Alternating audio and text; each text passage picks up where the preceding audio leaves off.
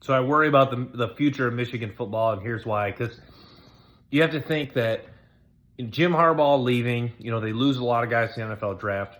Next year, I think a lot of people are worried, but they still have Colson Loveland, Will Johnson, Mason Graham, three impact players most schools would love to have. So next year doesn't concern me. I think it's 3 or 4 years from now. So Michigan, it's not official, but they should hire Sherrone Moore. He was their offensive coordinator this past year, interim head coach when Harbaugh was suspended. So 3 or 4 years down the road, when there's not Harbaugh's players there, I think that is when the concern will set in for Michigan football, and that's really when you're going to see kind of who Sherrone Moore is, his players, his recruits.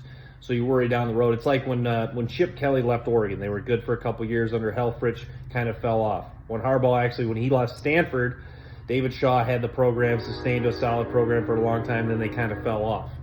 Auburn, I guess that's not the best example, but you see there is, Baylor, another example. Art Briles left, the program was solid, really fell off. A lot of programs, can sustain success a year or two after, a big national title or a good coach leaving, but then a lot of times they'll fall off sometimes year 2, 3, 4. So year 3 and 4 is going to be really telling of, I know it's not official, but it looks like it's going to be Sherrone Moore. Year 3 or 4 will be really telling of the Sherrone Moore era and how Michigan football really looks in life after Jim Harbaugh.